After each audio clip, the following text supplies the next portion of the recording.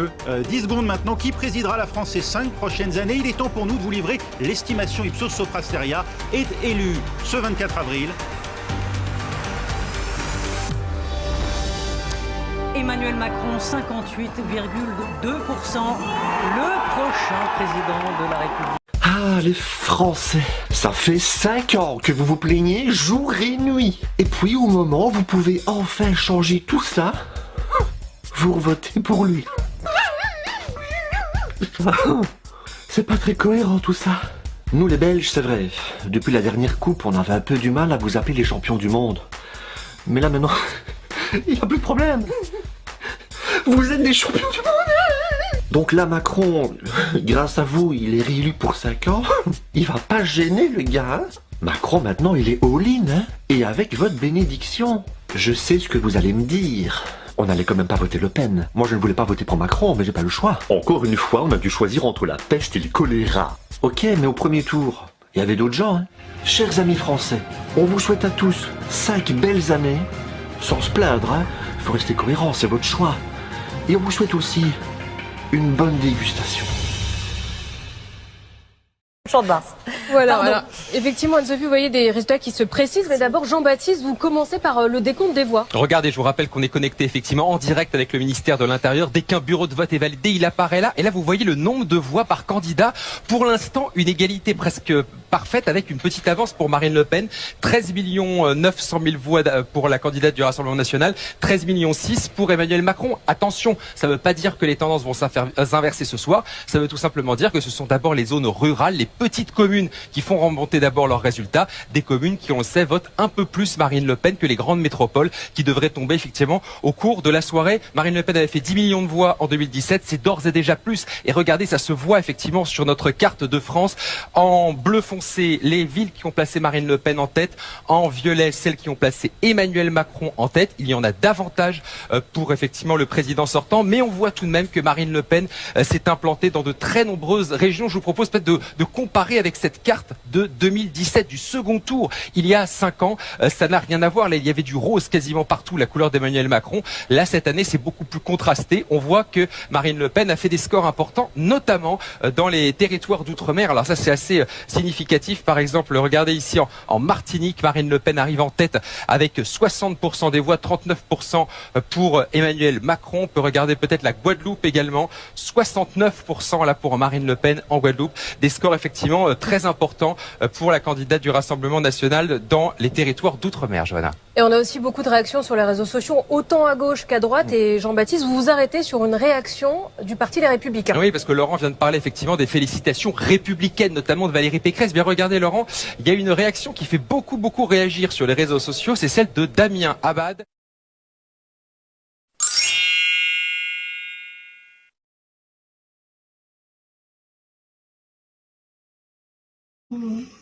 Macron, Macron, Macron, Macron, Macron, Macron, Macron, Macron. Tiens, pour ça, je l'ouvre à l'envers. Ça va être un peu long. Sur les programmes, je prends les bulletins. Je prends les bulletins. Sur le premier, j'ai rien. Sur le deuxième, je sais pas ça où bien. C'est coupé ici. Voilà. Je viens de l'ouvrir. Hein. Je prends la deuxième pochette. Filme bien pour que je l'ouvre. Je l'ouvre, hein, le programme. Je les balle. Hop, les bulletins sur l'autre. Pour le premier, hein. Rien, nickel. On voit le deuxième au même endroit. 2 sur 2. Hein. Je prends le troisième, je l'ouvre. Avec un peu de difficulté. Vous voyez doucement, on va dire que c'est moi je le déchire. J'ouvre tout doucement. Je sors le paquet cadeau. Normalement c'est dedans. Ils sont là. Hop, je les fais pas tomber. Hein. Je les prends. Hop. Premier. Impeccable. Impeccable le premier. Deuxième. Toujours au même endroit. Hop. Là, ici, là. Au même endroit. Les trois. Vous voyez? Ah ouais, c'est comme ça. Vous pensez tous que César est un con? Vous pensez que le consul et son conseiller sont des cons? Que les émirs, la police et l'armée sont des cons?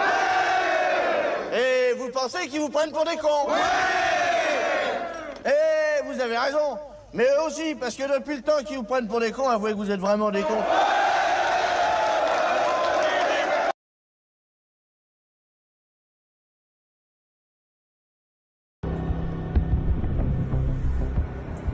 Riley, come here.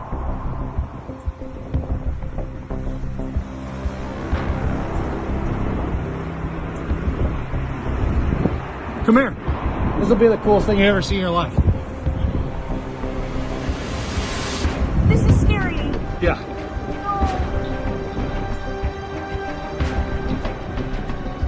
Oh my God. All right, go get in. Go cover your buns. Grab pillows.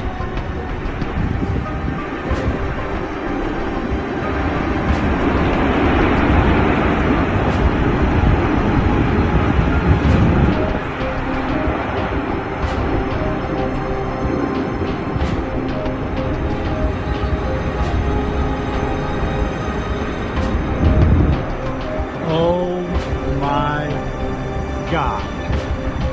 You know, my phone's telling me to take shelter right now, but like, work is more important, you know? Huh. Damn, that's fucked.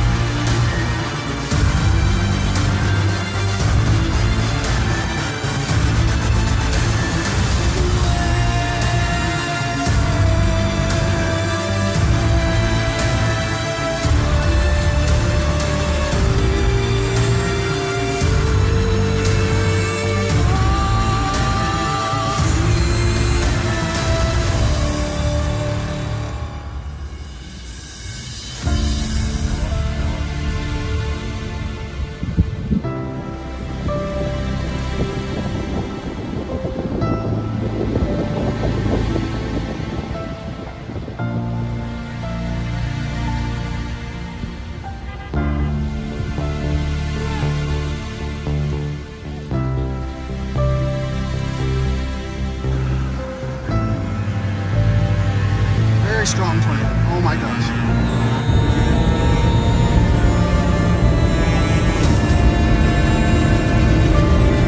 Oh my goodness. Oh my God. That is a strong tornado.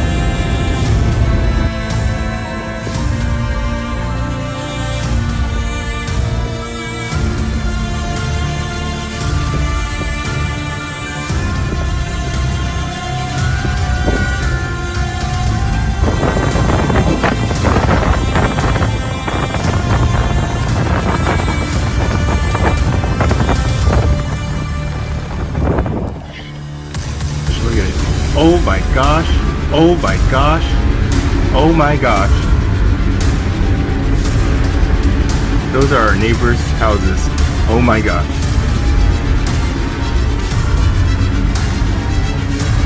Oh my gosh.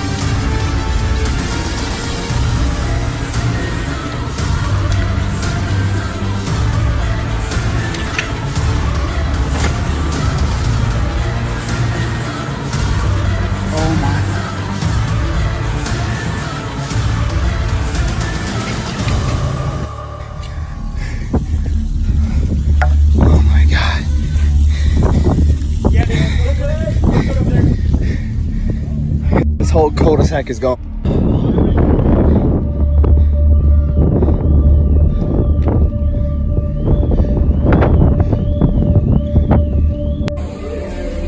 Okay. Holy fucking shit! Oh my god! Oh my god! Oh my god, Clarissa! How are we gonna get out?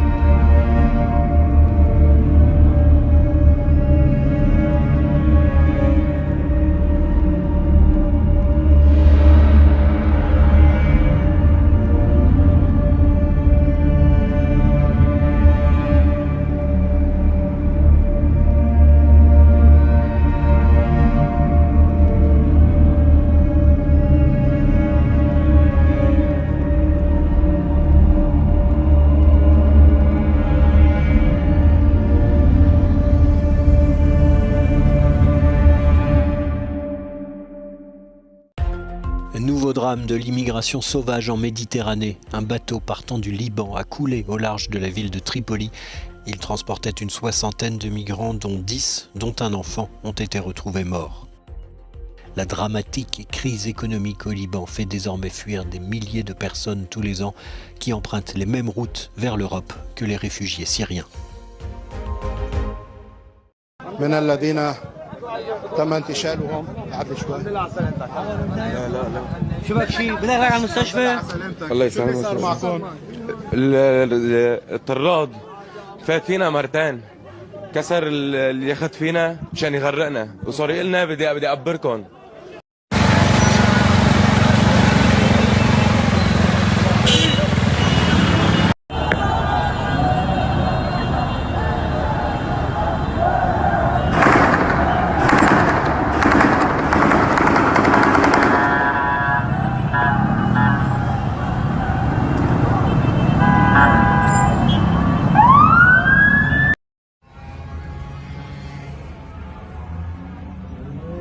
هناك عم يكبروا على الجيش يا ماما لا بالحجار لا ما بالحجار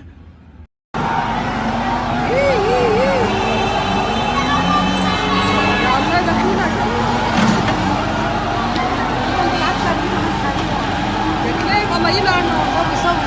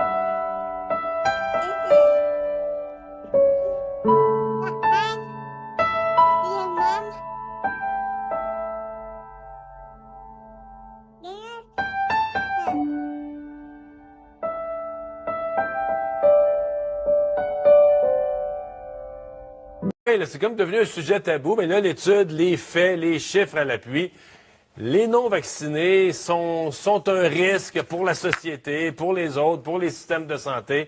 Ils sont encore bien un risque, là.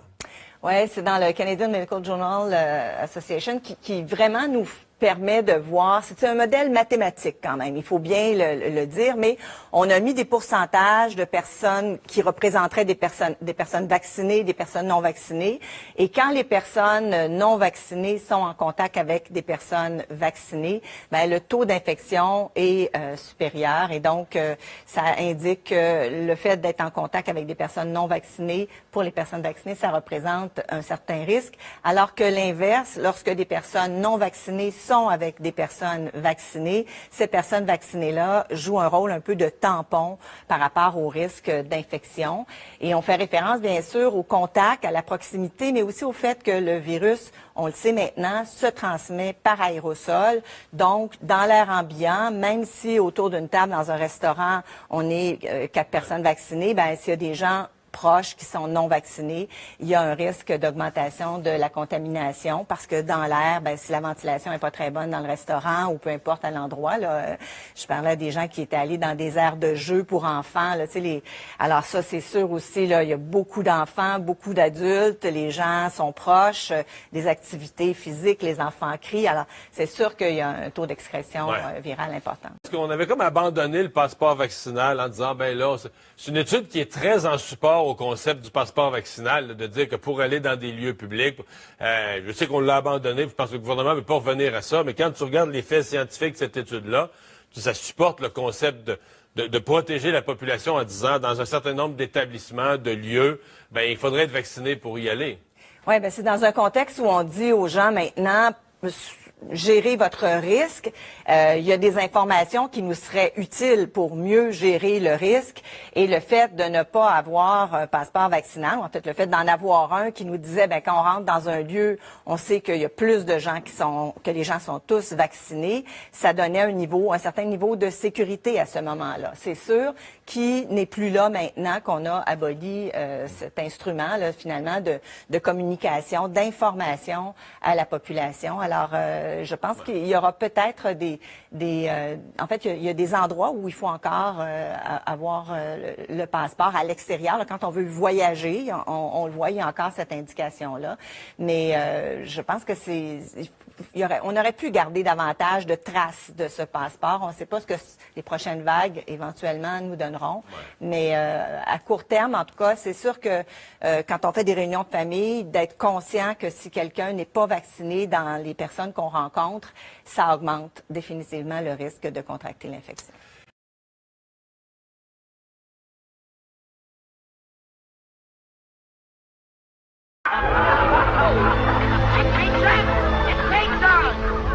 We'll make her one of us, a loving cup.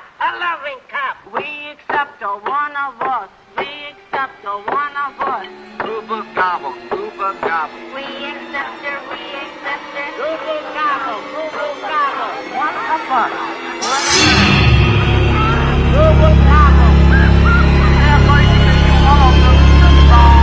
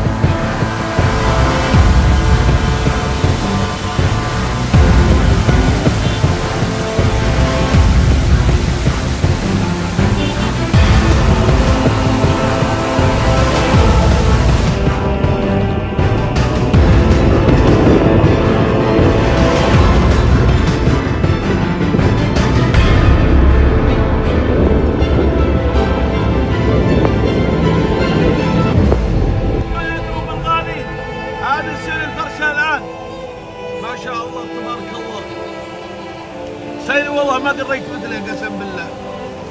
ما شاء الله الله الله الله ما شاء الله شرق الرس.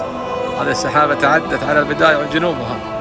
يا مال السير يا البداية جاكم الخير. الله الله الله الله ما شاء الله ما شاء الله ما شاء الله تبارك الله. اليوم 24/9.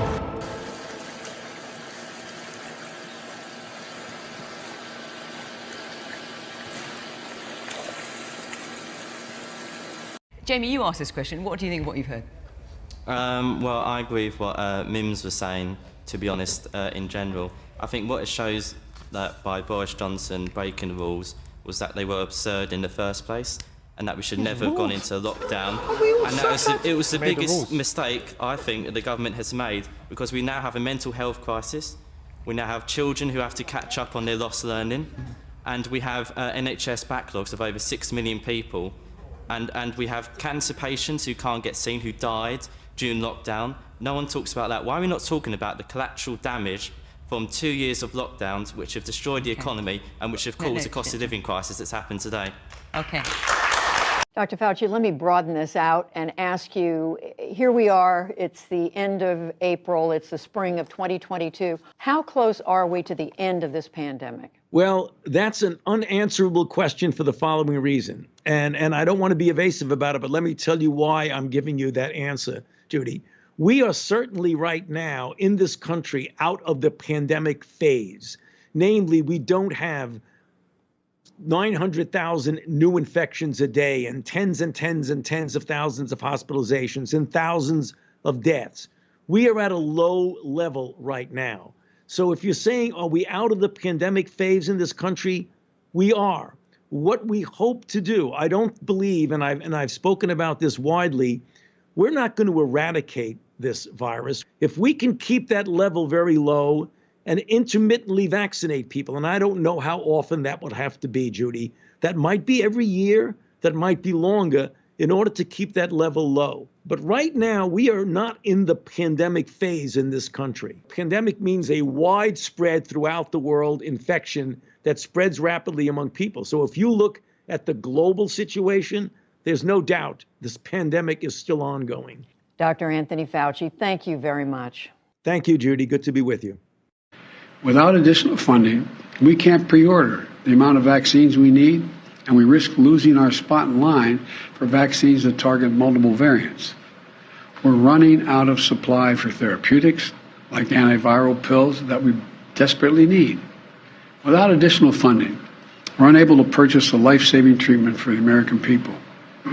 We've donated more vaccines and treatments to the world than all other. Go now to Melbourne reporter Isabella Stashkovsky, who's at Albert Park Primary School. Isa, the vaccine mandate for teachers will put pressure on staff shortages. Ali, good morning. Ed, most certainly could at this point. More than 2,500 teachers and staff at schools could be let go as early as tomorrow. That is, if they don't get their third dose of a COVID vaccine. It is important to note that this figure is coming from the Red Union and it is being disputed by the Education Department. At this point, nationally, it is only Victoria and the NT that still has this 3-dose requirement for that cohort. And Ali, of course, it is a big contrast. Just yesterday, we were celebrating fewer restrictions for school students, for parents and for carers. Of course, kids no longer having to wear those masks in classroom and unvaccinated guardians being allowed back onto school grounds. Of course, as we really do come under control with our COVID situation here in Victoria around Omicron, many are questioning what is the point of keeping these mandates, especially for teachers. Okay, thanks for that, Eva.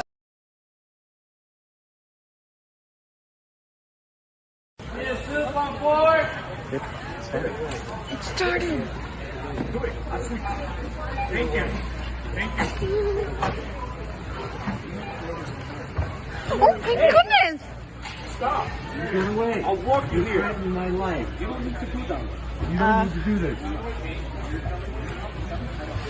I'm not calling cops on you. Yeah. Should they stop them? You stay away, sir. Stay away. I'm not getting near you. Near you. You're on mask. You're not pepper spray?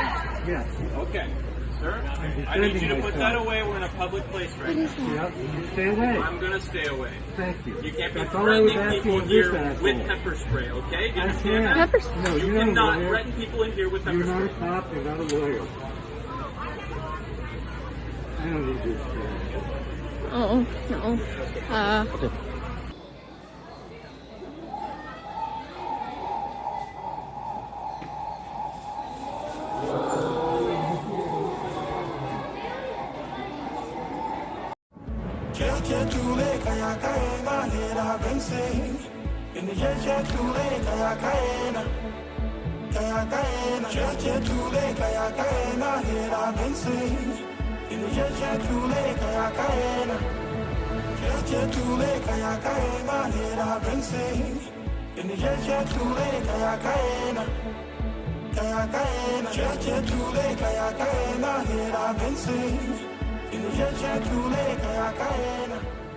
Pour Aung San Suu Kyi, les peines de prison s'allongent encore un peu plus. L'ex-dirigeante birmane a été condamnée à 5 ans de prison ce mercredi pour corruption. Elle est accusée d'avoir touché près de 600 000 $ et 11 kilos d'or d'un ancien ministre. La prix Nobel de la paix 1991 est la cible de la junte birmane depuis le coup d'État de février 2021. Elle avait alors été immédiatement arrêtée, placée en résidence surveillée depuis et en est désormais à sa 3e peine de prison. Aung San Suu Kyi avait d'abord été condamnée à 2 ans de prison fin 2021 pour non-respect des restrictions liées au coronavirus, puis 4 années supplémentaires pour importation illégale de talkie-walkie. Mais Aung San Suu Kyi, qui a déjà été près de 15 ans en résidence surveillée par le passé sous les précédentes dictatures militaires, pourrait connaître de très nombreuses condamnations supplémentaires. Fraude électorale, sédition, violation de secrets d'État datant de l'époque coloniale. L'ex-dirigeante est encore visée par 10 autres accusations. Au total, elle risque plus de 150 ans de prison.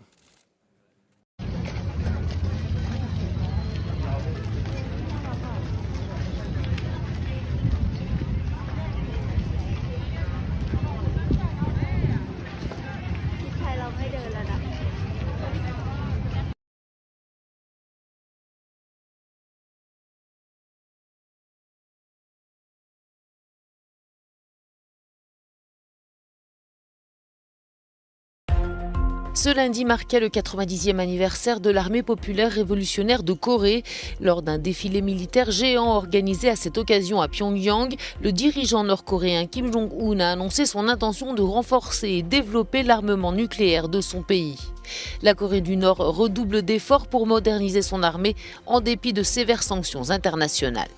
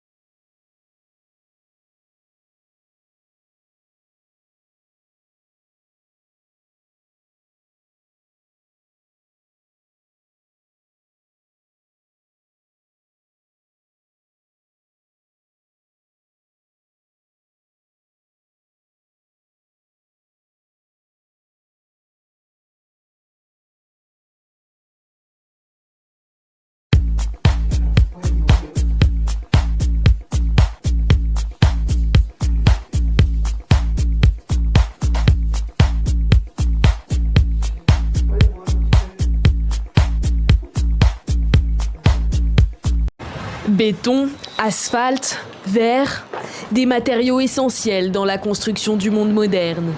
Leur point commun, ils sont tous produits à partir de sable. Mais mardi 26 avril, l'ONU tire la sonnette d'alarme. Le problème est que le sable est produit grâce à un processus d'érosion très lent. Il faut des centaines de milliers d'années pour qu'un rocher se transforme en grain de sable. Chaque année, l'humanité utilise 50 milliards de tonnes de sable et de gravier par an. Pour donner une idée, vous pourriez construire un mur de 27 mètres de haut et 27 mètres de large tout autour de la planète Terre. C'est la quantité de sable que nous utilisons chaque année. Prendre un volume de sable aussi élevé dans la nature a un impact très important sur l'environnement. Mais pour construire les villes de demain, l'extraction de sable n'est pas toujours encadrée. Et pour cause, il suffit de se baisser pour en ramasser. Ce vide juridique pose de nombreux problèmes. Dans le fleuve Mékong, par exemple, il y a tellement de sable prélevé que le delta lui-même s'enfonce. Le niveau de la mer s'élève, on perd donc du terrain sur l'océan et des sols fertiles sont salinisés. Il y a donc beaucoup d'impact. Une crise se profile et nous voudrions l'éviter.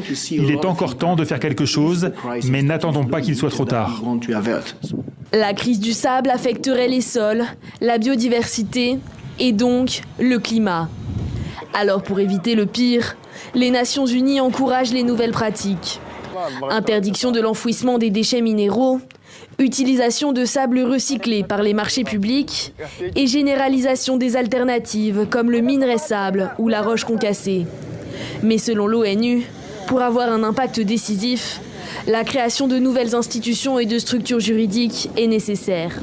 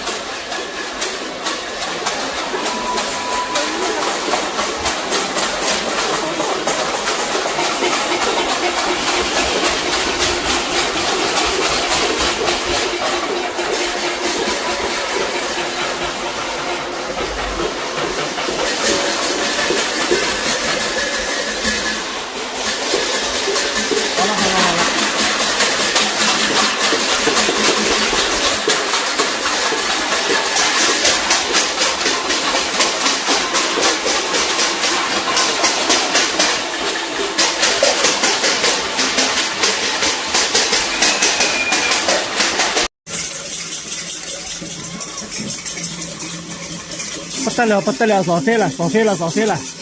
啊，造反了啊！现在搿搭是西藏路陆家浜路啊，搿搭这叫啥大厦叫？岭南大厦，岭南大厦啊！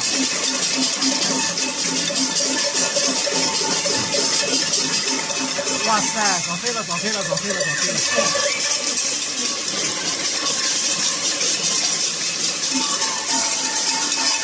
造反了，造反了，造反了！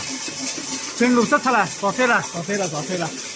啊，这是这个位置是红房子医院啊，这个位置是陆家浜路那个西藏路口啊。好了，这个就岭南大厦，现在造反了，现在造反了，造反了，没饭吃了，造反了！啊，哇塞，造反了！哦，这当心这小摩托的响，好好。哇塞，造反了，造反了！怎么办呢？都没饭吃了。啊？大阪。哦，对对对对对，大概自己领导来了，给他看叫啊，给他位置啊，给他位置放的。哎呦，领导来了。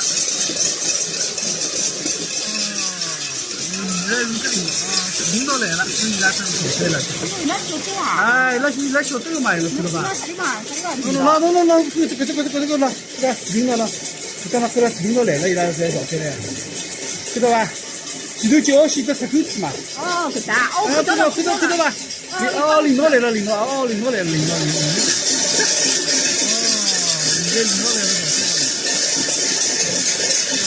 车。不得了啊，不得了啊！这刚好起来啊！哇塞！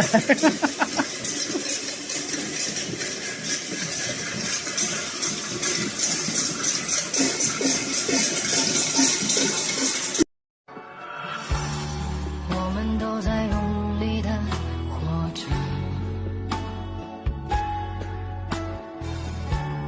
爱恨成败里赢过也输过。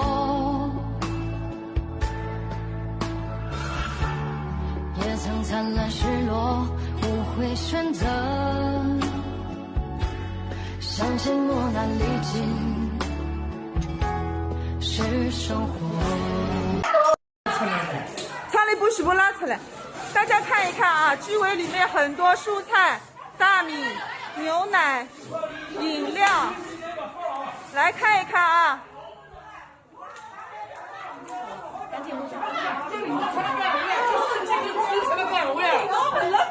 来，解决一下。到底我叫你来呀？你还知道了啊？废吃啊！居委会所有的消杀物资全部齐全。好几百份，1000多份，我也不知道是不是浪费。这就是现在的大上海啊，上海有钱不一样。在这儿3天了都没人弄。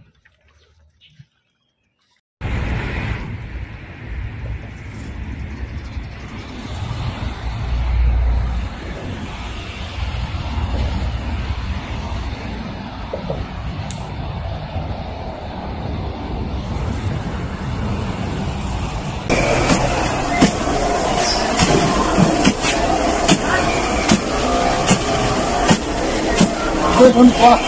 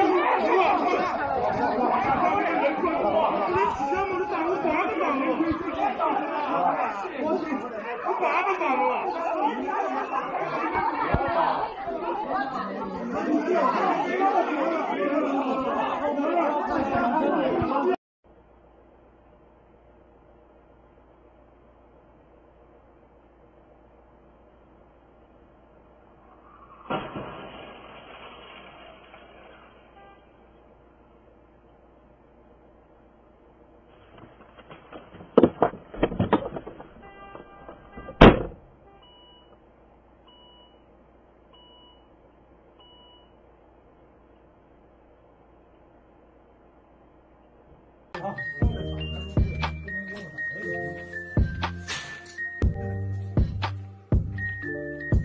是不是这辈子出不去了？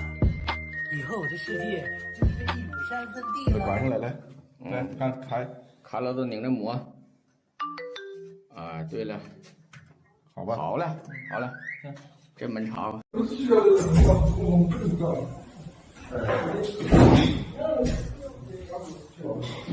这倒垃圾怎么办啊？这里到时候我们会弄。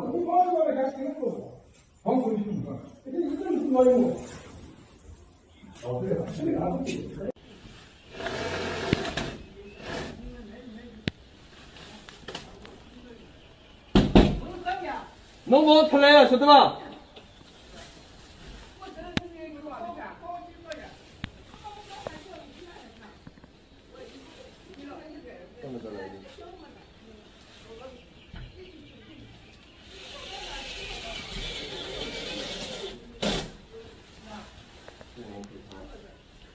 现在。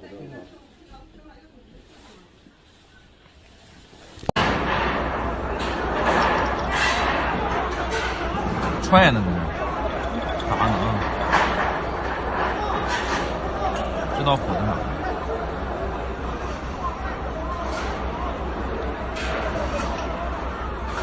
他就是吹个窗台在那烧呢，那边没事。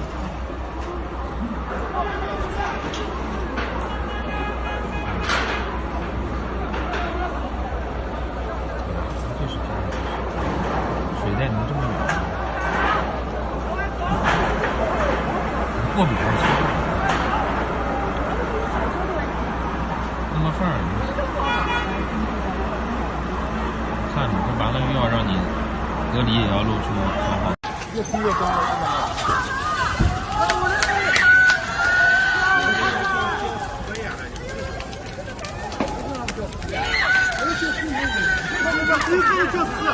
你肉都不吃了啊？这个是早点交出就好了呀。你早点交出，这个安运了专门就交出来了。是这样。今年3年比下一季度能压到的。看着我的泡菜。那比4月烧出来了，要经常的还没来了。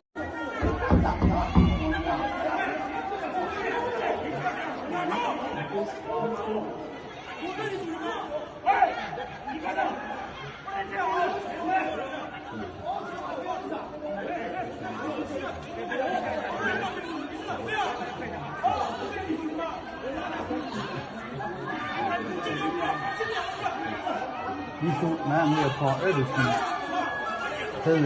听你的声音去吧。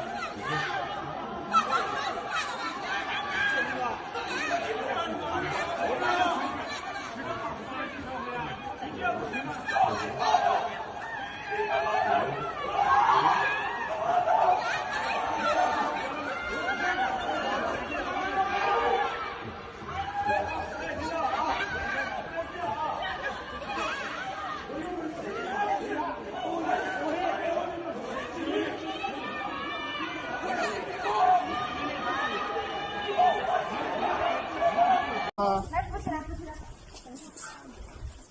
这要不坐坐这里。Ah oui, d'accord.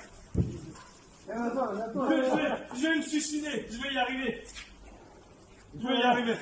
Je vais y arriver. Je vais y arriver.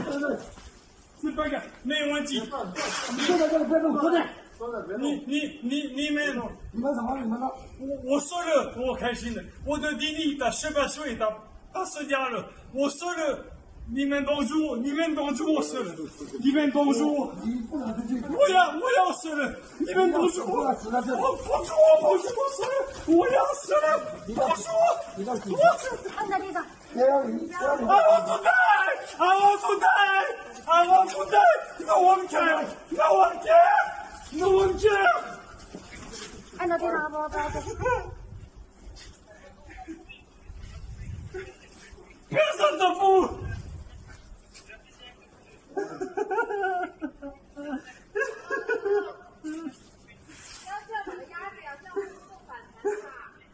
大家出去也是我那我们是本人。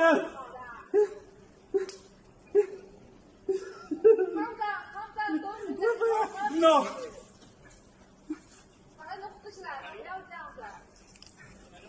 你坐这，坐。虚心。你坐这，你别冲动啊，不要在这。有人过来解决的，你不要冲动。Non, je vais me suicider. Je vais me suicider. Je vais me suicider maintenant. C'est pas grave, regarde. Je vais me suicider.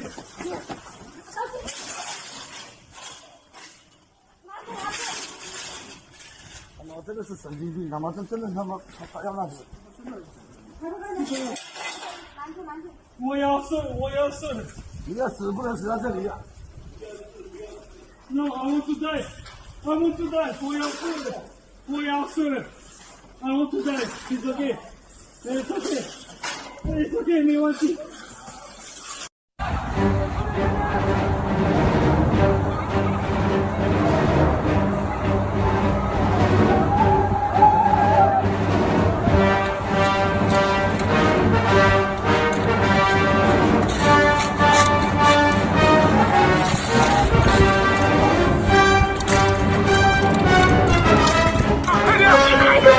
加快速度！提高效率啊！快点！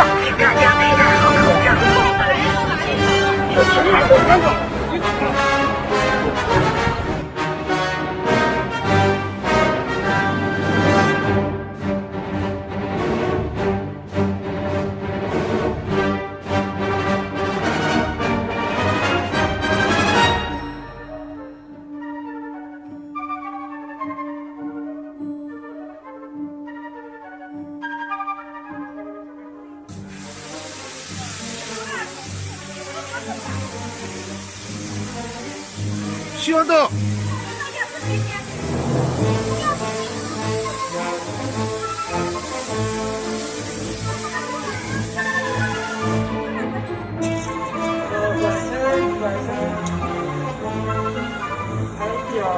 开讲，哎，是往后面抬，往后面抬，后面抬。那个也是，另外一个也是。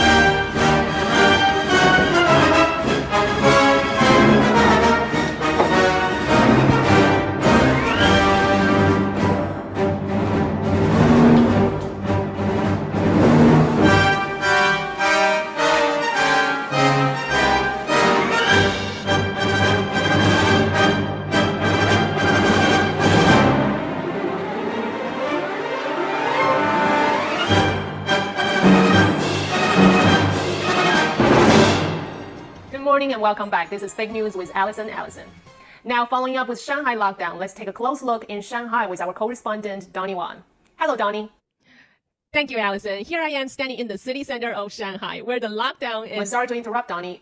You look like you're at home. And is that a pajama you're wearing? Look, Allison, I am standing in my apartment in the city center of Shanghai. So the lockdown has been... Pass me some toilet paper. We're out of it, so just wash it. Sorry about that. Okay, Donnie, we've heard it is extremely difficult to get groceries and food in Shanghai. What is the situation right there? Great question, Allison. Look, this is Shanghai, so we have thousands and thousands of delivery apps, grocery online shops. There is no need to worry. All you need to do is just check out this one is sold out. This one sold out, closed, sold out, closed, sold out. Oh, this one is open. So all you need to do is click in, and it only has 1 minute window open. So all you need to do is...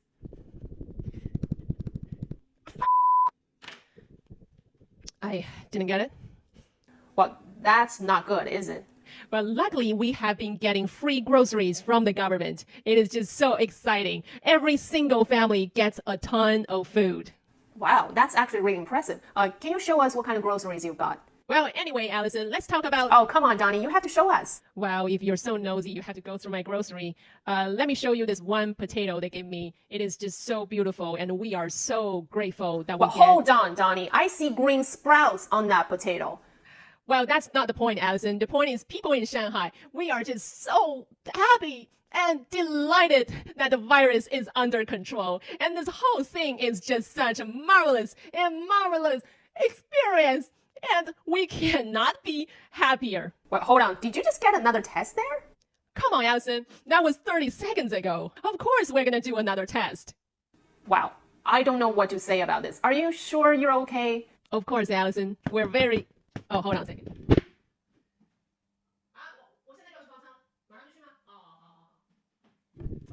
Well, Allison, I can't talk to you anymore because the hazmats are here to take me away to the quarantine center.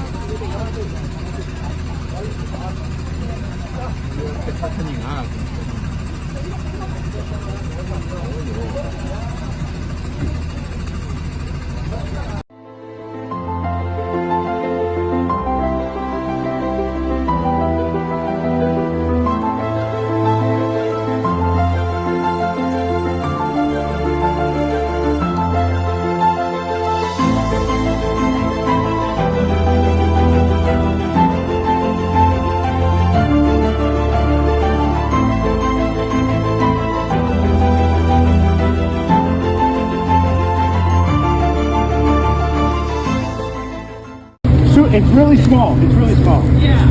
Stop the stupid shit. I'm gonna call the fucking cops. Call the cops, bro. Call them. Every fucking day we do that shit. Whoa. Small fucking kid, buddy. Yeah, it's really small. It's real small. Nobody. Go hang out with yourself. Shit, fuck,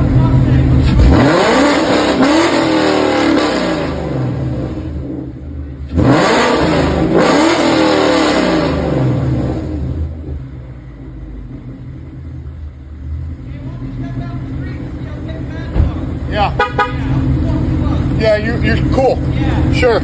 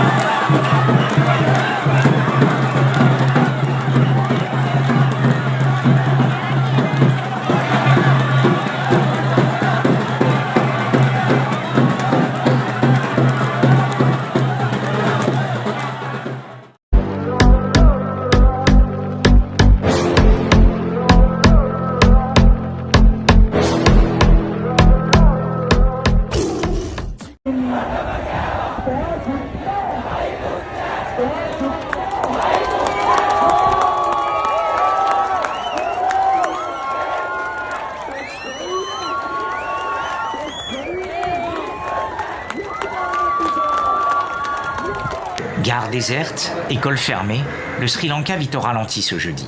Après les agriculteurs, les employés du chemin de fer, du secteur bancaire et les professeurs ont rejoint le vaste mouvement de protestation qui agite l'île depuis plusieurs semaines. Aujourd'hui, les trains sont en grève. Je suis venu vendre mes friandises, mais les employés sont en grève. Du coup, je ne vais rien gagner aujourd'hui. La colère de la population ne cesse de grandir en même temps que son désarroi. Le Sri Lanka subit la pire crise économique de son histoire. Colombo manque de devises et les pénuries dans tous les secteurs ont conduit à des manifestations quotidiennes. Les Sri Lankais jugent le gouvernement responsable de la situation. Tous les syndicats à travers le pays exigent d'une seule voix la démission de ce gouvernement. Rendez-nous l'argent volé, peut-on lire sur une pancarte affichée par des manifestants devant le bureau du président. C'est là que des milliers d'entre eux ont décidé de planter leur tente depuis dimanche. Ils n'en partiront qu'après sa démission et celle de son gouvernement.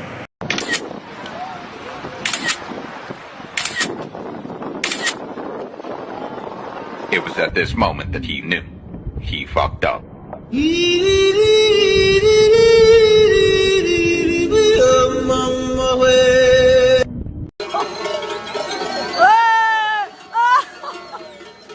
Oh, regardez ça. Oh, je vous dis pas l'odeur. Hein. Ouais.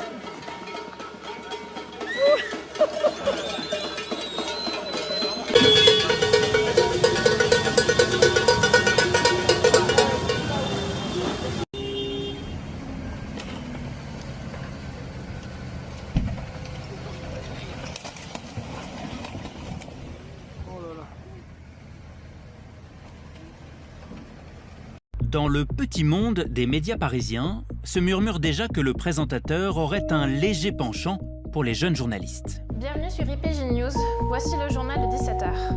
À la une de l'actualité... La rumeur se serait répandue à l'Institut pratique de journalisme, qui plaçait ses étudiants à la télévision. Sa directrice de l'époque dit avoir été alertée par des journalistes d'Antenne 2 ou de TF1 qui y donnaient des cours. Chaque fois, il me conseillait, depuis l'année 83-84, et après, ensuite, les années suivantes, de ne jamais envoyer de filles là où PPDA pouvait être. Donc à l'époque, vous faisiez en sorte d'envoyer quoi? Que des étudiants? J'envoyais que des garçons.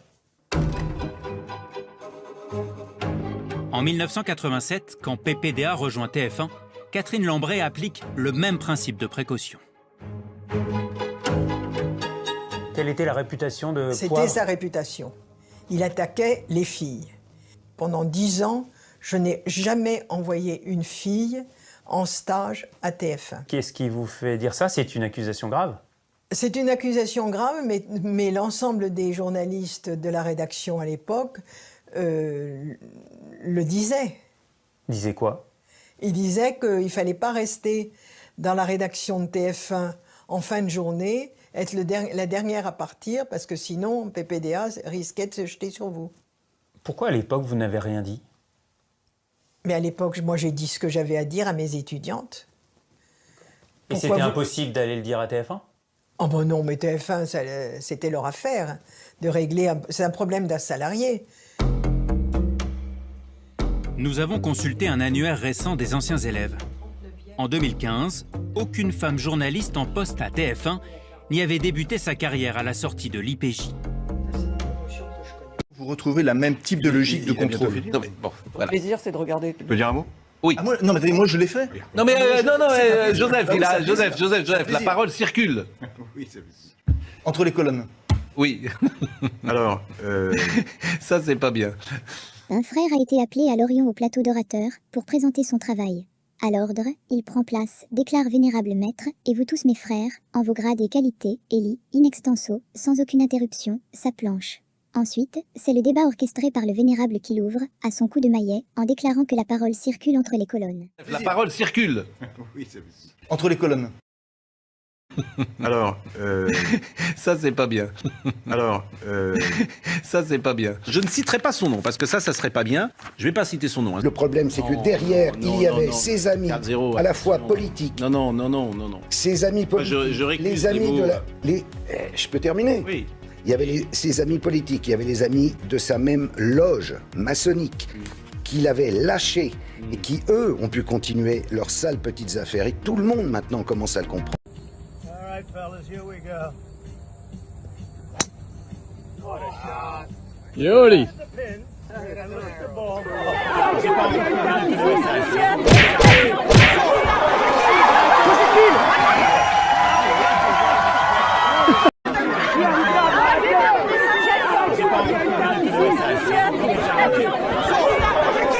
Projectile.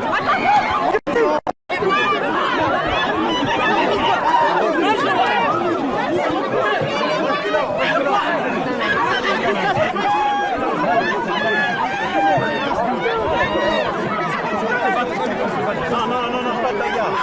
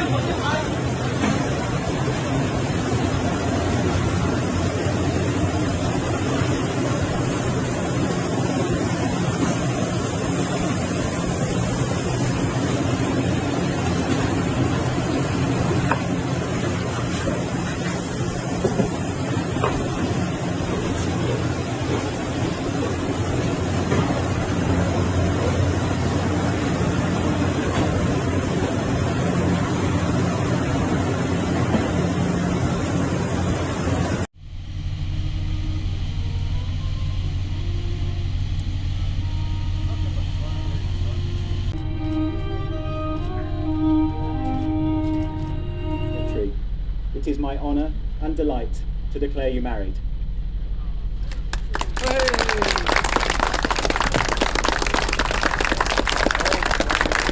We met 20 years ago on board another ship, which is the RFA Sir Percival. We spent 6 months together in the last Gulf War on board that ship, and we've been together ever since.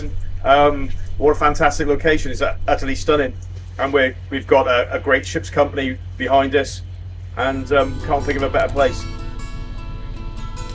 We've had these for a long time.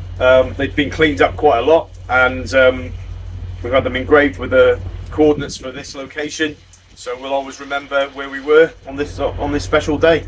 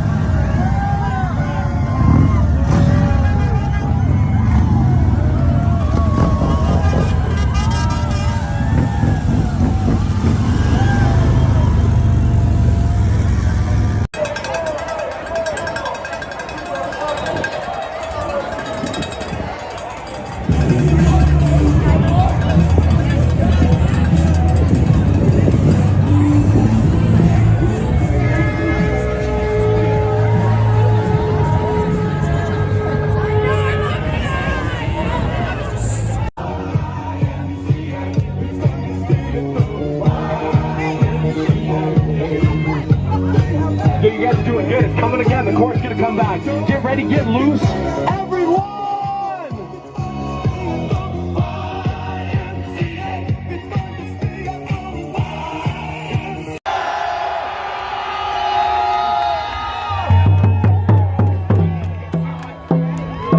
Alright guys, see you on the hill. Go get a sandwich.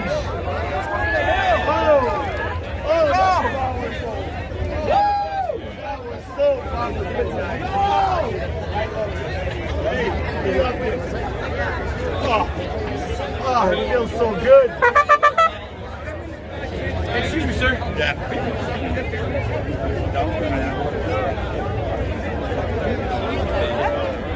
Hey, Fred.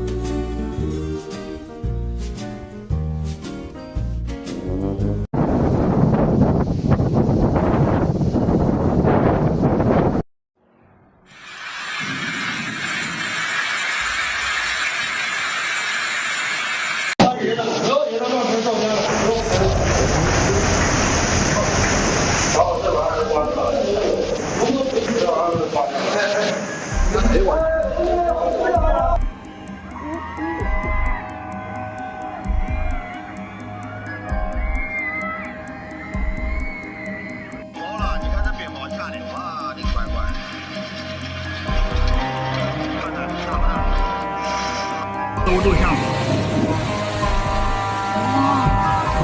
我操！这他妈的谁在外面真倒霉！我操！这他妈台风有点恐怖啊！我操！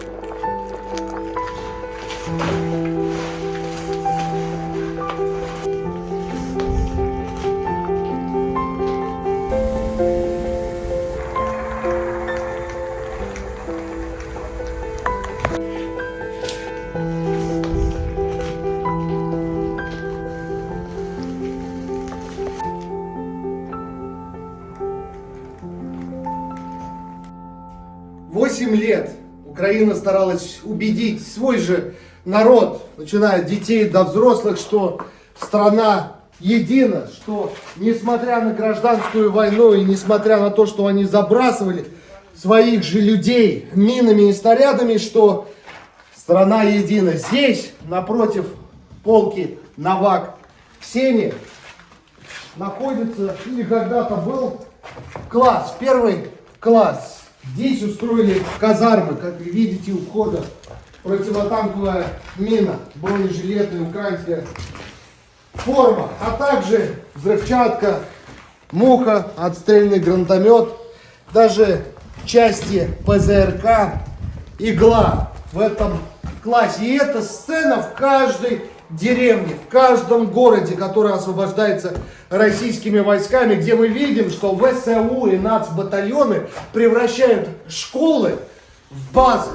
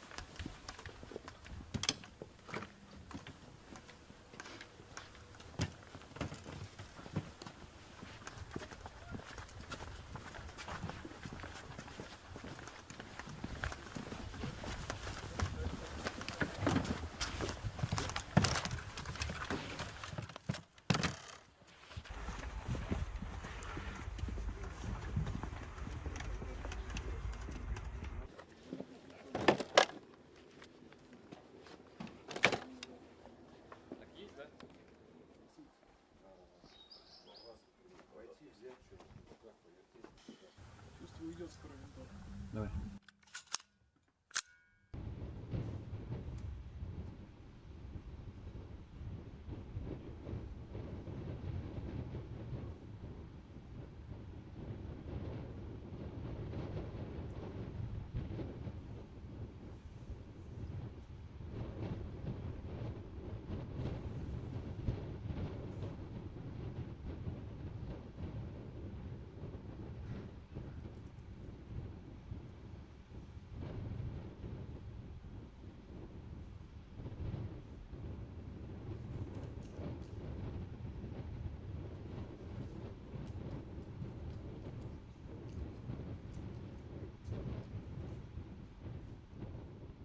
Werden. Wir haben hier wirklich kistenweise sinnvolles Material.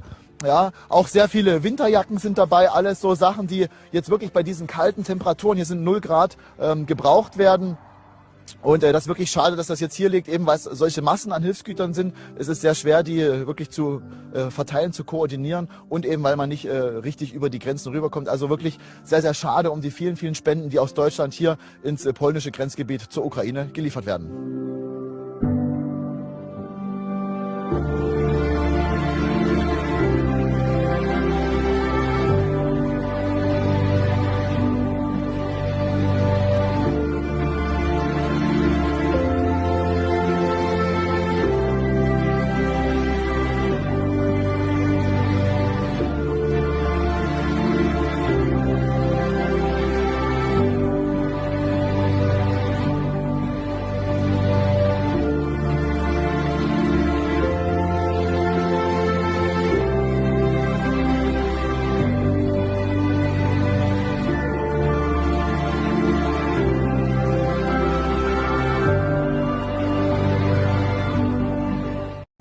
Анджеліна Джолі.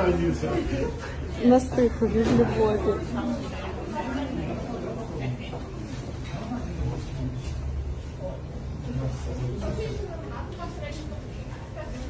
Люди добрі.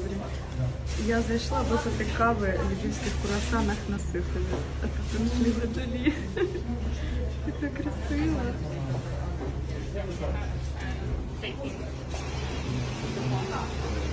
Their emotion, but I know it also takes a toll on all of you. І ви віддаєте багато з себе зсередині, щоб допомогти людям з їх емоціями, і це теж на вас. We compare many kids from 2 years this for 10 years. It must be. They must be in shock, and they must also. I know how trauma affects children, and so.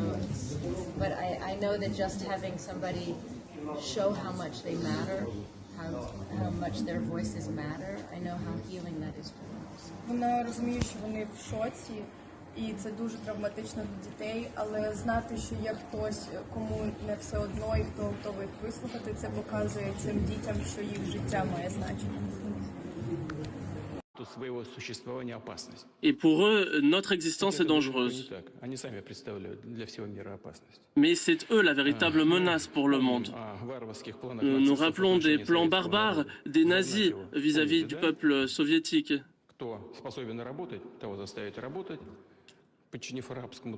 Ils forçaient les gens à travailler et ils les réduisaient à l'esclavage.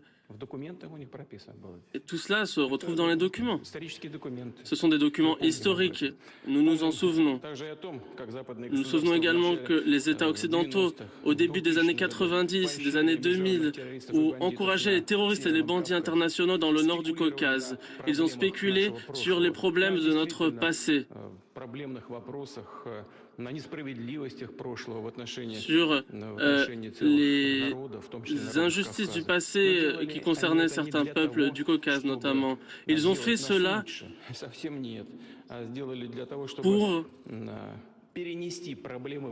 pour transférer les problèmes du passé dans notre histoire actuelle, afin de stimuler le séparatisme dans notre pays, pour démembrer notre pays. Voilà ce qu'ils voulaient faire. Pour nous mettre dos au mur.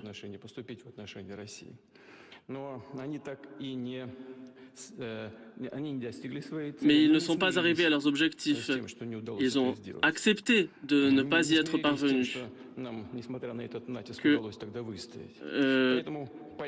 Pour cette raison, par la suite, ils ont préparé une guerre économique contre la Russie, pas après pas, en utilisant tous les prétextes possibles. Ils ont imposé de nouvelles sanctions.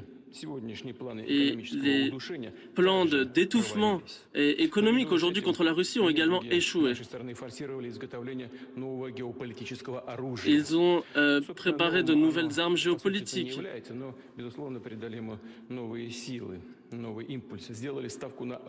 Ils ont cherché à s'appuyer sur la russophobie et le néonazisme. Ils ont transformé notre pays voisin en une anti-Russie.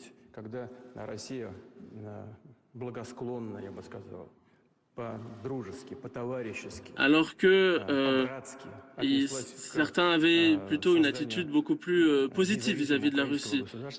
Ils voulaient une Ukraine indépendante.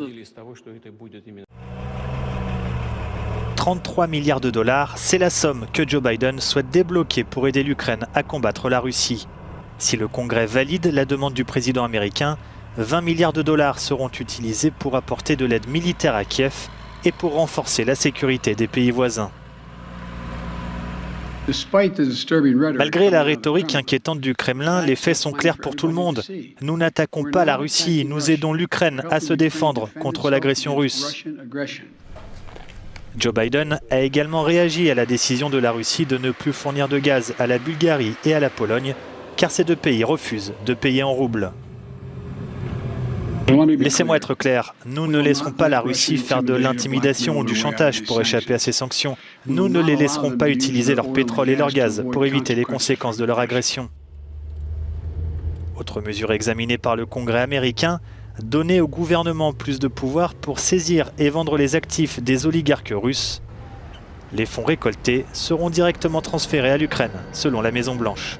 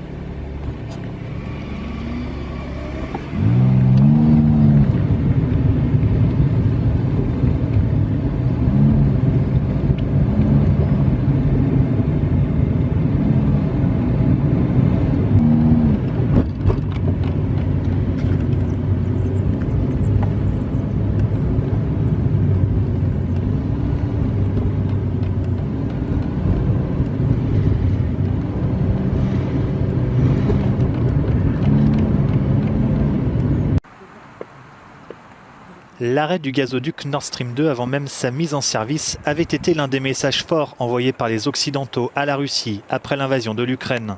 De nombreuses autres sanctions économiques ont suivi, mais cela n'a semble-t-il pas assez déstabilisé Moscou. Pire encore, ses revenus issus des ventes d'énergie fossile ont même augmenté depuis le début de la guerre. C'est ce qu'indique le Centre de recherche sur l'énergie et l'air pur. Selon ce groupe de réflexion à but non lucratif, les pays de l'Union européenne ont versé à la Russie près de 46 milliards d'euros pour importer son pétrole, son gaz et son charbon depuis le début de l'invasion de l'Ukraine, le 24 février. Si les exportations de la Russie ont bien été réduites suite aux sanctions infligées au pays, les prix ont flambé et Moscou peut continuer à financer sa guerre. Cette semaine, le Kremlin a même annoncé fermer le robinet de son gaz à la Pologne et à la Bulgarie, qui refusent de le payer en roubles. No more drilling on federal lands, no more drilling including offshore, no ability for the oil industry to continue to drill, period. On his first day in office, President Biden signed an executive order revoking the permit of the Keystone XL oil pipeline. The Biden administration planning to extend a ban on new leases for oil and gas drilling. We're banning all imports of Russian oil and gas and energy.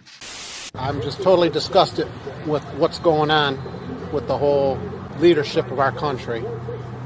It's a picture of Joe Biden, and they place it next to the high dollar signs, and underneath it says, "I did that." If Biden got in, you'd be paying $7, $8, $9. Didn't it say, get rid of your car?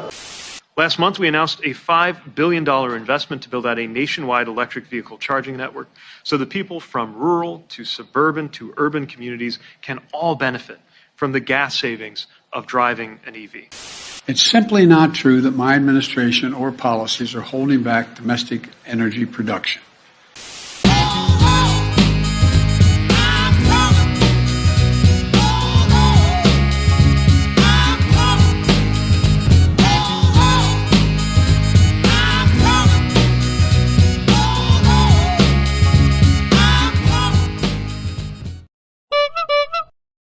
说维护联合国宪章的中心地位，但是3岁小孩也看得出，事实刚好相反。当联合国安理会拒绝授权美国向南联盟、伊拉克、叙利亚等国动武时，美国和北约就把联合国扔在一边，对主权国家大打出手，肆意干涉。美国嘴上说尊重人权，但美国及其盟友对阿富汗、伊拉克等国发动的侵略战争，导致30多万平民丧生，2600多万人沦为难民，却没有一人受到战争罪行和反人道罪行的追究。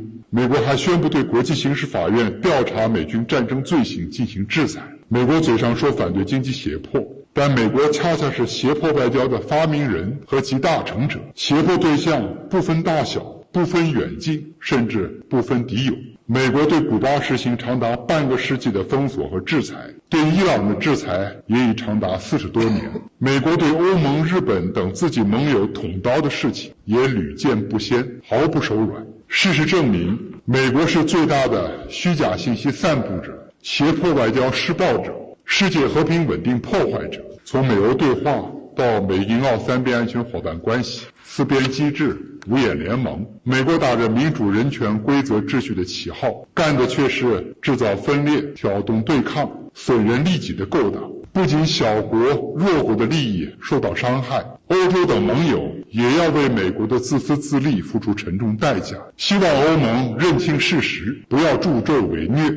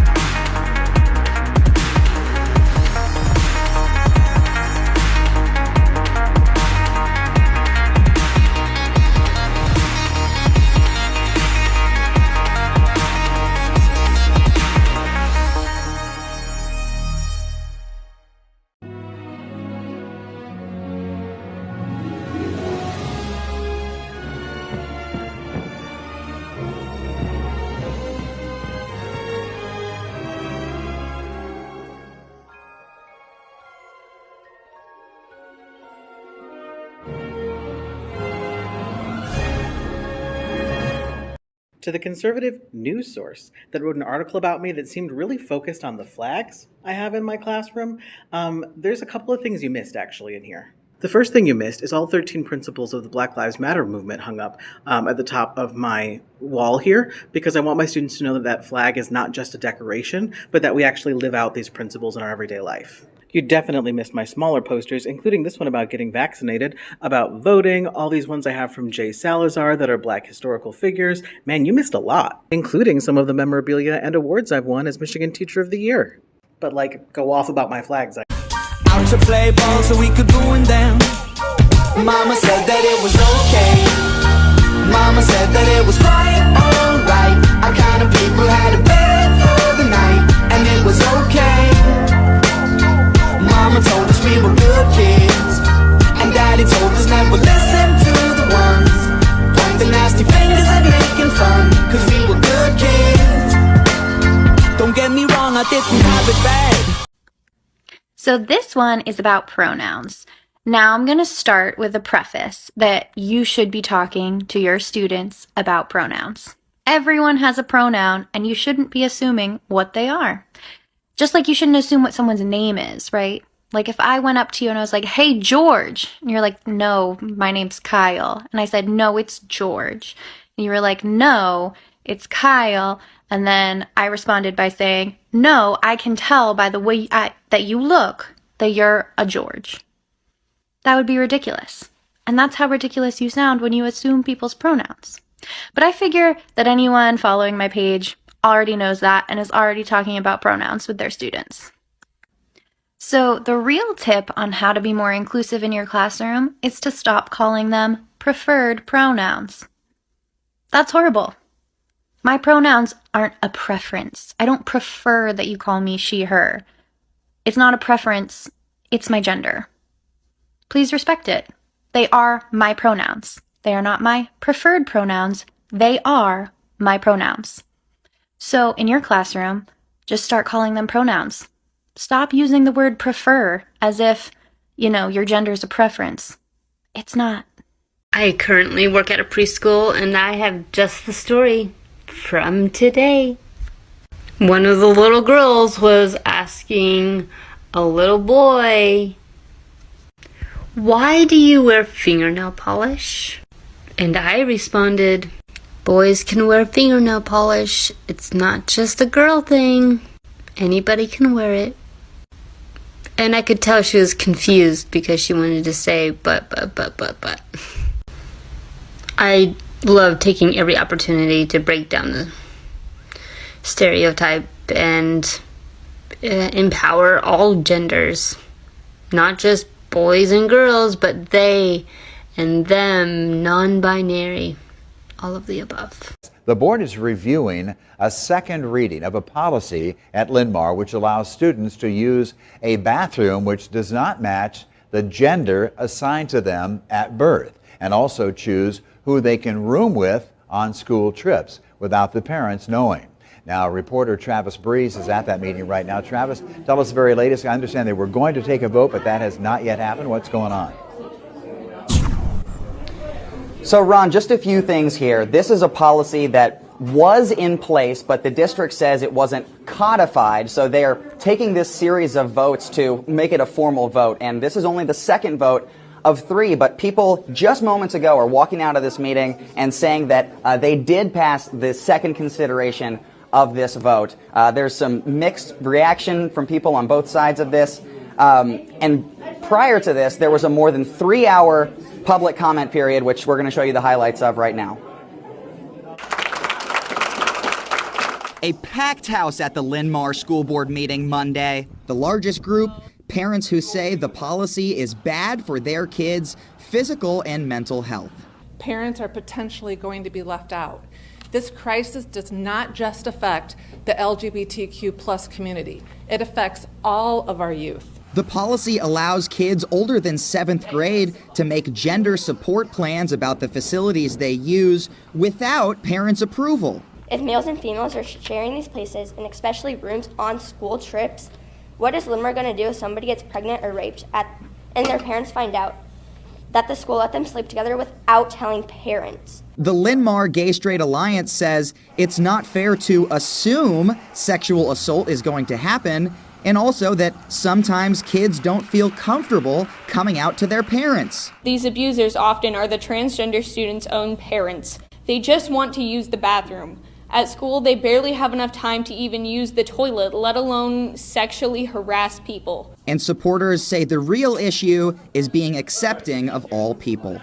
What it comes down to is making our trans and non-binary students understand the school is a safe place for them and has been, as it has been for cis kids. A lot of anti-abortion advocates are also seemingly really into the idea of finding out their child's sex really early on.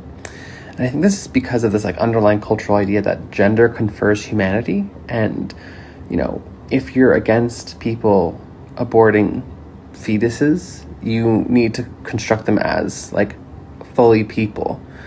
And one of the mechanisms to do so is by putting gender on them. So we often call fetuses it, or we call even early babies, we often call it. Babies it's crying because it's not quite gotten gender and it's not quite become a person. But a lot of conservatives who are really anti-abortion and really pro-reproduction, they're obsessed with gendering their children before they're even born. So they come into the world fully gendered because it's how to humanize them and to stop people from being able to have safe access to abortions. Pediatrician number 2. After I fired pediatrician number 1, I asked another mom of a trans kid who lives locally for a pediatrician recommendation, and she gave me one. Aside from incessant misgendering from her whole staff, she also said in front of my child that I needed to mourn the loss of my daughter in front of my 9-year-old transgender child. That's something you never say, by the way. In addition, she then refused to write a letter for his name change, stating the fact that he is too young to know himself and refused to connect with his therapist and his endocrinologist. She was the chief of staff at our local hospital. Not only was she disrespecting my son's knowledge of his own self, but she's also disrespecting me. So puberty blockers do just as advertised. They prevent the major hormones, testosterone and estrogen, from building in someone's system, which delays puberty. This is given to trans kids who have expressed a desire to transition, to give them a year or two to finalize their decision. People who oppose the use of puberty blockers do so for 2 main reasons. The first one is for health reasons. While there is a little bit of worry here because there hasn't been any significant long-term studies been shown, the short-term has shown that while there are some minor side effects, there isn't anything that will cause major problems. The second main reason is bodily autonomy. People basically don't think that kids should have the right to determine what happens to their body. It's essentially the same argument that you use against abortion. Welcome to the Pink Palace, my lovely friend. I first discovered drag at 13. I didn't know what it was, but I knew I wanted it. Put on the wig and the makeup, and I'm someone completely different. I'm so pretty! My drag name is Vanessa Shimmer, and she is just a force you cannot reckon with. How do I parent a child that wants to do drag? I never expected drag to be a part of our lives. Oh my God, these are so cute. These are problems I never thought I had to prepare for. What I love about drag is the glitz and the glam. My name is Noah, and I'm transgender. Have you talked to Mom and Dad about your pictures? What do you think of taking those photos down? The constant reminder that I had to pretend I was a boy. Do you think a mom would ever want to watch me do drag? How do I explain this to my child that she doesn't fully accept novella? Making friends has been a hard thing for me to do. When I'm becoming emo, become more confident. Let me make sure you are appropriately fluffed. This transition has been difficult for them, but they try, and that's all you can ask for. It's important for kids to understand that they're not alone. So my mom started Draguton. Kids and their families are coming from all over the country where we get to be our true self. Oh God, this is happening. It's Vanessa Shimmer! X is a place of love and support because we need that in this world. This is me, and you better like it. Bye.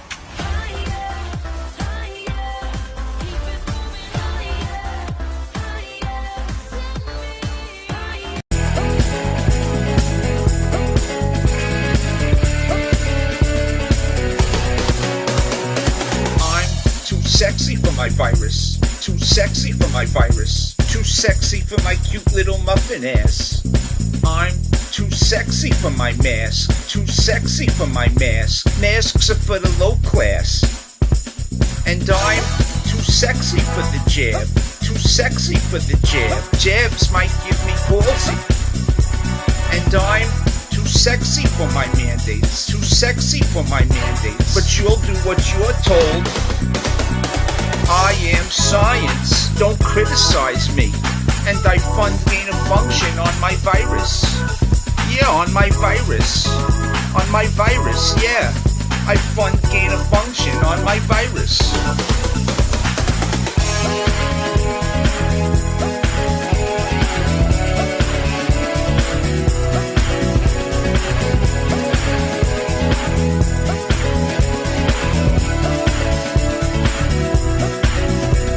And I'm too sexy for the math, too sexy for the math. The numbers are all bullshit. And I'm too sexy for the truth, too sexy for the truth, too sexy for your freedom. I am science, don't criticize me. And I fund gain of function on my virus. Yeah, on my virus. On my virus, yeah. I fund gain of function on my virus.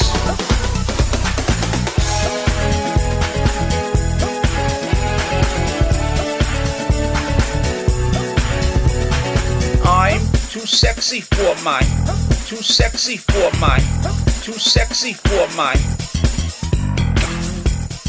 Fuck you, brother!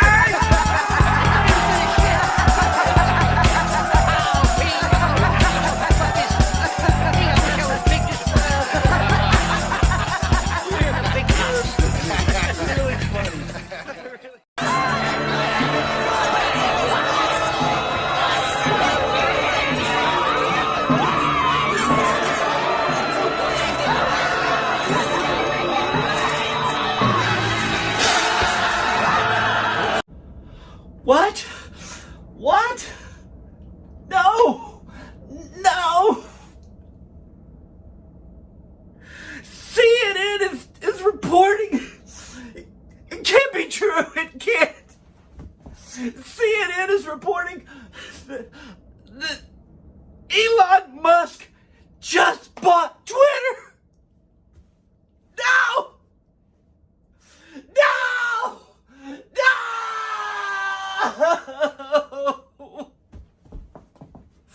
It can't be true. This can't be happening. This is the end of democracy. It's over. It's over. Oh, how can we use Twitter to rig another election if Leon Elton, I don't give a just no.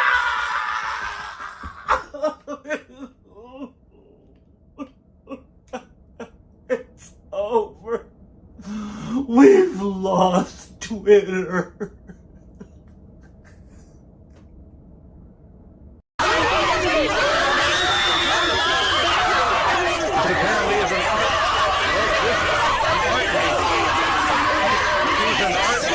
Un tremblement de terre numérique, c'est l'effet qu'a fait le rachat de Twitter par Elon Musk. 3 semaines après avoir acheté ses premières parts de la société, l'homme d'affaires a fini par prendre le contrôle du réseau social au petit oiseau bleu pour 44 milliards de dollars. Il y promeut et promet plus de liberté d'expression. La liberté d'expression est le fondement d'une démocratie qui fonctionne, et Twitter est la place publique numérique où sont débattues les questions vitales pour l'avenir de l'humanité. Aux États-Unis, Twitter a plus d'une fois été accusé de partialité en faveur des démocrates et de violer la liberté d'expression, en particulier de leurs adversaires politiques. La suspension définitive en janvier 2021 du compte de Donald Trump, qui comptait plus de 89 millions d'abonnés, n'a fait qu'apporter de l'eau à ce moulin. Beaucoup espéraient retrouver l'ancien président américain sur la plateforme, mais Donald Trump a rapidement douché leurs espoirs. Je ne vais pas sur Twitter, je reste sur Truth. Nous attirons des millions de personnes et nous trouvons que la réponse sur Truth est bien meilleure que sur Twitter. L'arrivée de ce nouveau patron a sans surprise déclenché autant d'enthousiasme que d'inquiétude. Adieu Twitter, non je déconne. Merci à Elon Musk pour l'abolition de cette censure pro-woke et progressiste. On t'aime Elon, on t'aime putain. C'est jubilatoire d'assister à l'exode des pleutres, car ils ne supportent pas quand il y a un changement de paradigme aussi important. Pour eux, la liberté d'expression, c'est à sens unique. Arrêtez votre cirque avec Elon Musk et votre adieu Twitter. Il ne va rien se passer. Et surtout, les drama queens qui annonçaient votre départ, vous savez très bien que vous allez rester. Hydratez-vous avec une bonne camomille. Merci. You own all of Twitter or Facebook or what have you. You don't have to explain yourself. You don't even have to be transparent. You could secretly ban one party's candidate or all of its candidates, all of its nominees, or you could just secretly turn down the reach of their stuff and turn up the reach of something else, and the rest of us might not even find out about it till after the election. Elon Musk says this is all to help people because he is just a free speech, philosophically clear, open-minded helper. Twitter is run by wokers. Wokers represent the crank wing of the Democratic Party. Wokers, as I've said before, are easy to recognize. Most of them eat food only fit for rabbits. They almost always enter a swimming pool by the stairs. They also don't believe in free speech. I do, which means I respect the right of the wokers to have their opinion. Listen to them. What music they make.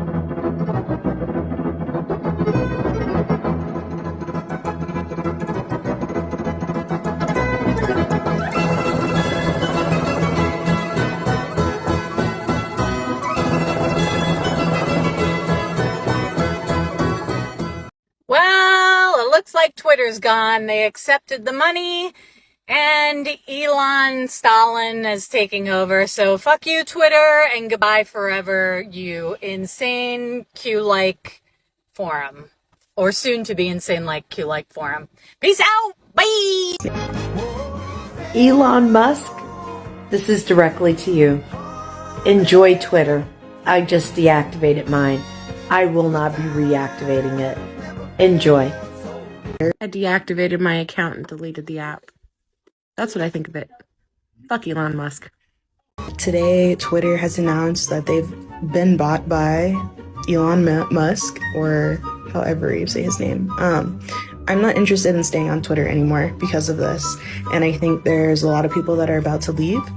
So I just wanted to let everyone know that you can find me here. I'm going to also share this on Twitter before I deactivate my account so that anyone who wants to follow me can find me here as well. Hey, I did a thing today. I deactivated my Twitter account. You can too.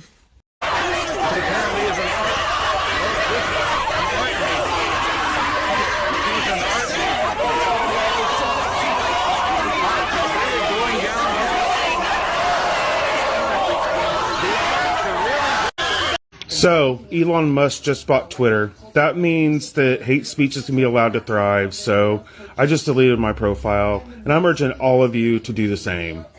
We need to make the hashtag boycott Twitter trend on here. It needs to become a thing because it's going to become a fucking cesspool of hate.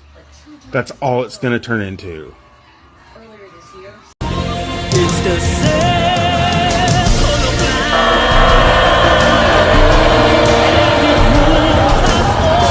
Elon Musk lives in a world in which the only kind of free speech is white men feeling free to say whatever the hell they want. And what he doesn't understand, what a lot of those folks don't understand, is speech is actually freer when everybody not only has the opportunity to have an account and able to afford a phone to be able to tweet, but can feel safe, can know that they're not going to get harassed, can know that they're not going to get outed, can know they're not going to get piled on by the kind of astroturfed stands of some very rich man. And this future in which there would actually be more abundant and equitable speech terrifies the crap out of people like Elon Musk. He's singing in the tears, yes, singing in the tears. What a glorious feeling, real free speech again. Let the freedom force chase every lip from the place. Come on with their tears, I've a smile on my face. I walk down the lane with a happy refrain, just singing, singing in the tears.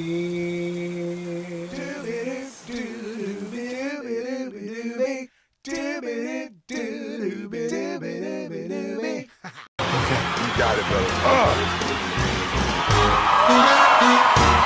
Hello, sir.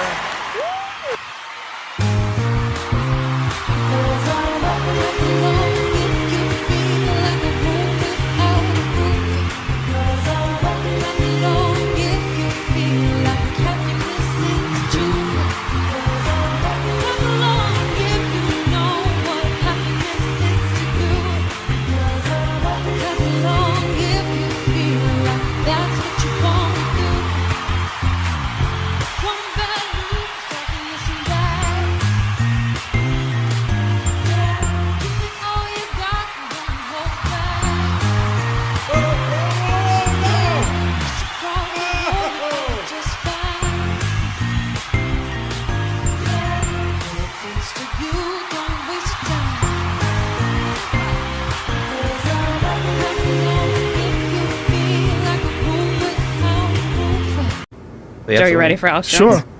Fine. All right. Oh, I've been ready for Let me Alex pull this Jones. up. Okay. Perfect. They're fucking killing already more kids, so you're telling me it isn't real when they had a fucking vote in the goddamn fucking Senate? Musk suggesting that he might buy Coca-Cola. He might,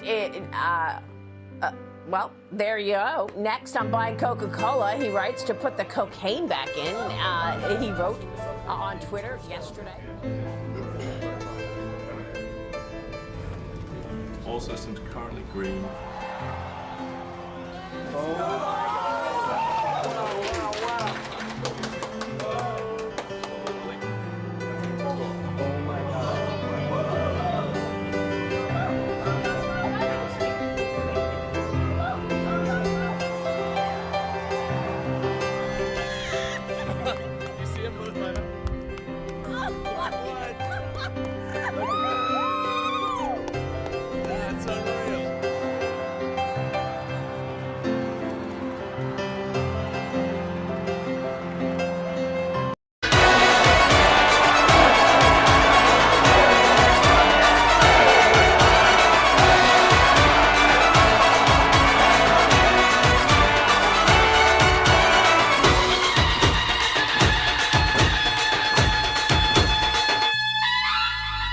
बजने दे धड़क धड़क ढोल ताश धड़क धड़क भंडारा झिड़क झिड़क मल्हारी खड़क धड़क भड़क साली चटक मटक फटक साली दुश्मन की देखो जो फट लावली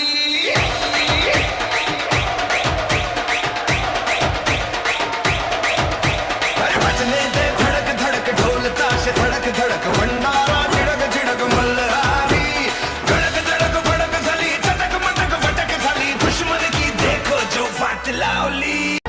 Mos Eisley Spaceport, you will never find a more wretched hive of scum and villainy. Challenging is that the president keeps giving himself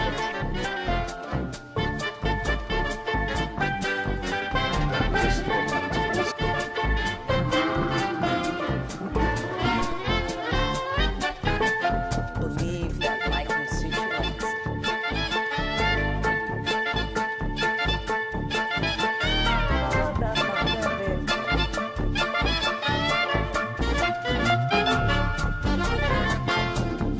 Many of us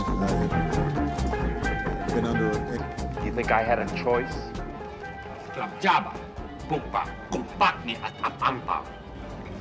For my dead body. Yes, I bet you have.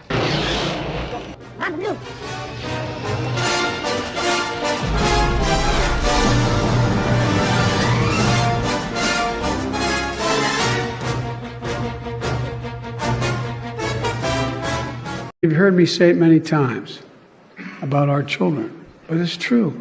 They're all our children. And the reason you're the teachers of the year is because you recognize that. They're not somebody else's children. They're like yours when they're in the classroom. We're going to seize their yachts, their luxury homes, and other ill-begotten gains. What did he just say? Of Putin's kleptocracy. Yeah. Of Putin's kleptocracy. Yeah. Yeah. Yeah. Yeah. Yeah. Kleptocracy and the guys who are the kleptocracies.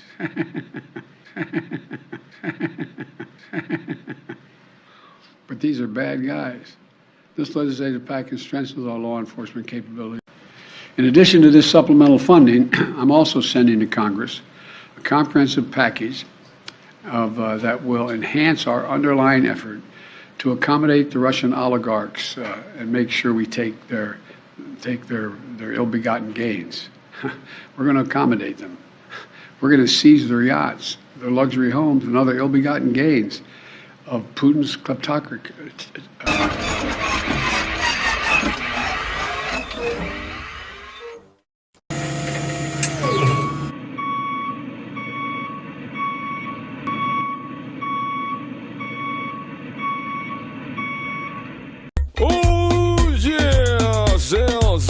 Yo, macaron, yeah, macaron, no, chacaron, chacaron, chacaron, chacaron.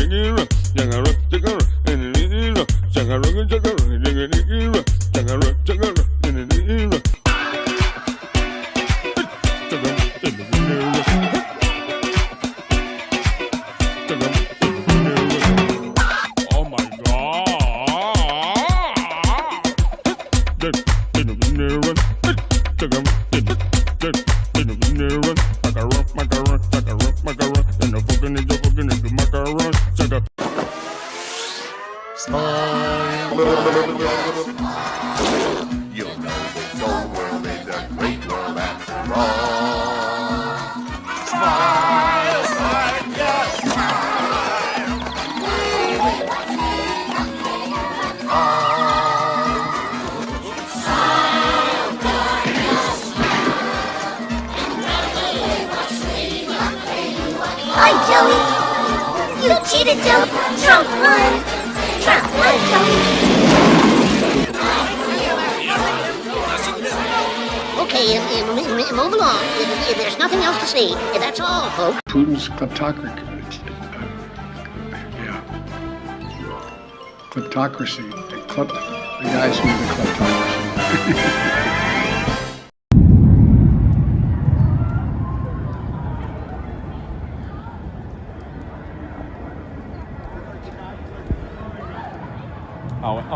Oh, I missed. Hi, perhaps you recognize me. It's your favorite president. If tomorrow I am asking you to choose greatness. And I had to start It comes from China. That's why. I just want to say that this is my honor. You are so lucky I'm president. My lucky stars to be living here today. Mr. Trump. Yes. Are you Batman? I am Batman. The greatest jobs president that God ever created. We're gonna have jobs. I love this guy right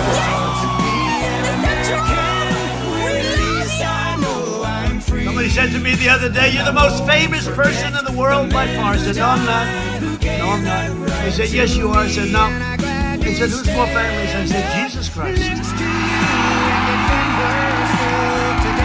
Keeper of promises.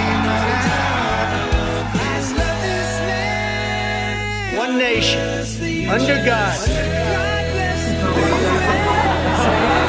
We're all looking at the exact same thing. There are two camps that are seeing two different things. And I do believe that the people that are so entrenched in their negativity, they're led largely by emotion and they can't let go. The key is to separate the psychological effects of Trump from the practical results of his actions. That's how you're going to end up judging this guy. This is a phenomenon.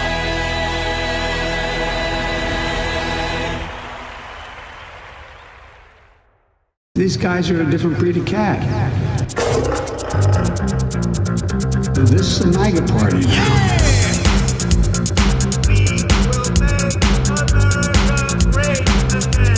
This is a MAGA party now. This is a MAGA party now. This is a MAGA party now. This is a MAGA party now. This is a MAGA party now.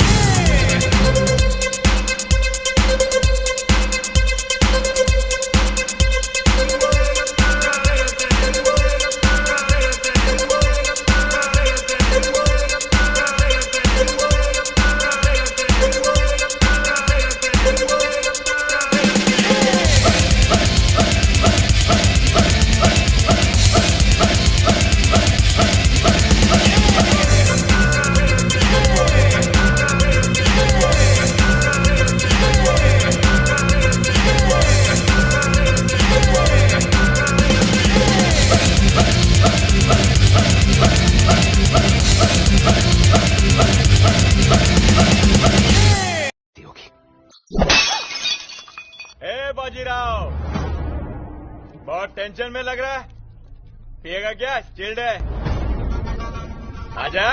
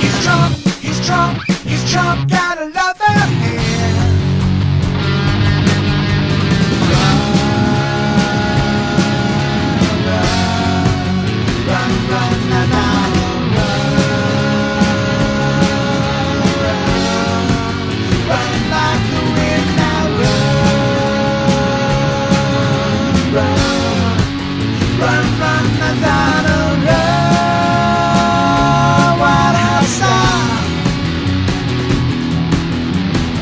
His body is sand, he's in freedom man. His being a genius, he's dipping again. Went to North Korea to start the rockets. No nukes for you, I'm not a rocket. He's Trump, he's MAGA's delight. He's Trump, restore America's might. If it's Trump, we can activate, I think so.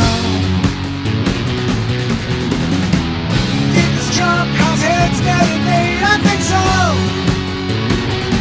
Yeah. If it's Trump, real estate, I think so. That's all I have to say about that. America is the place where anything can happen. America is the place where anyone can rise. And here, on this land, on this soil, on this continent, the most incredible dreams come true. This nation is our canvas, and this country is our masterpiece. We look at tomorrow and see unlimited frontiers just waiting to be explored. Our brightest discoveries are not yet known. Our most thrilling stories are not yet told. Our grandest journeys are not yet made. The American age, the American epic, the American adventure has only just begun.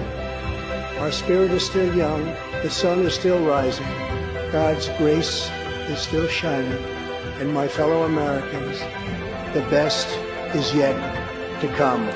Thank you, God bless you, and God bless America. Thank you very much.